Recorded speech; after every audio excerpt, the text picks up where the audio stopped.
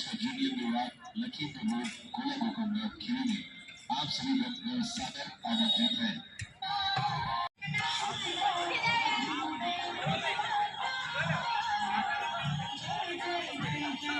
हाँ, वो मतलब वही लोग आएंगे गली वाले घरों तक बात जब जाएगी।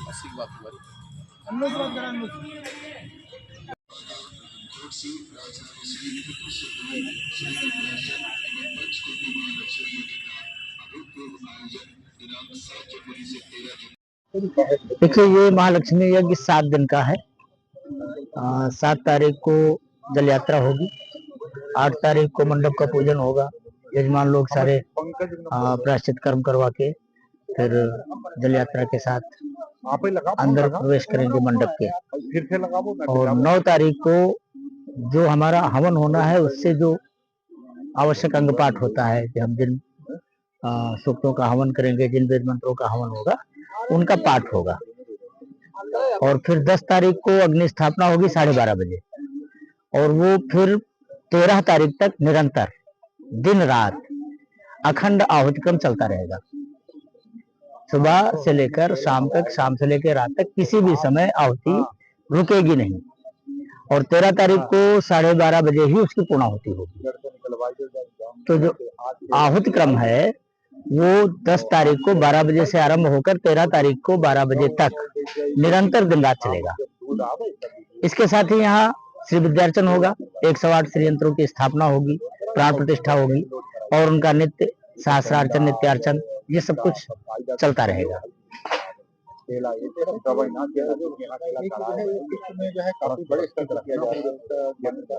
हाँ, देखो, यज्ञों का एक क्रम है कि प्रातः काल के सत्र में यज्ञ होता है, सायंकाल के सत्र में थोड़ा प्रवचन और ज्ञान कर्म, इस तरह की एक परंपरा है। परंतु हमारी वैदिक संस्कृति में अहोरात्रात्मक यज्ञ का बड़ा महत्व है।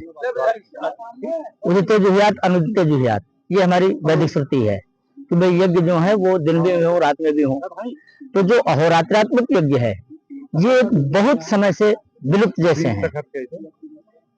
मेरे संज्ञान में है कि शायद 150-200 साल पहले एक यज्ञ कामाख्या में हुआ था, और फिर मैंने एक यज्ञ हमने धूरी में करवाया, बगलामुखी यज्ञ, वो भी दिन रात का ही था और रात्रात्मक ही था, वो 9 दिवसीय था। तो अगर हम इस परंपरा में कहें कि भाई जो दिन रात की अखंड आहुतियां हैं, इस क्रम में एक वैधानिक व्यवस्था के अंतर्गत जो यज्ञ हो रहा है, ये शायद तीसरा या चौथा हो। डिस्ट्रिक्ट में इससे पहले भी इस प्रकार का नहीं, डिस्ट्रिक्ट की तो बात छोड़िए, भारत में कभी नहीं हुआ। देश भर में ये तीसरा या चौथा यज्ञ है। कितने समय बाद ये हो रहा है?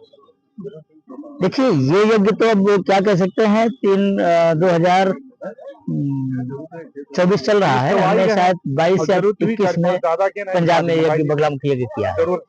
लुधियाना में यज्ञ होता है 72 घंटे का, वो भी 2 बार हो चुका है, जो दिन रात ही हुआ है और रात्रात्मक ही है। तो अगर हम इस कालखंड की बात करें तो कम से कम 150-200 साल के अंदर ये तीसरा यज्ञ है या चौथा यज्ञ है अधिकतम। और ये बात ये नहीं है कि इस जिले की बात हो, ये पूरे भारत की बात मैं कर रहा हूँ कि ये तीसरा या चौथा यज्ञ है जो दिन रात चलेगा। और श्री विद्यार्चन के साथ होने वाला ये पहला यज्ञ है। ये महालक्ष्मी यज्ञ है, तो श्री विद्या हमारी मूल उपासना है। आचार्य शंकर ने भारत में हिंदुओं के लिए अनिवार्य रूप से पंचदेवोपासना और श्री विद्या की उपासना का निर्देश किया था। ये ठीक है कि वो समय के साथ विलुप्त होती गई भक्ति के प्रभाव में। तो हम फिर से प्रयास कर रहे हैं कि हमारी वैदिक सभ्यता, वैदिक संस्कृति, यदि उसी का हम पालन नहीं करेंगे तो फिर हिंदुत्व का कोई मतलब नहीं रह जाता। तो उपासना जहाँ एक तरफ लक्ष्य है, तो दूसरी तरफ सांस्कृतिक उत्थान भी इसका एक लक्ष्य है।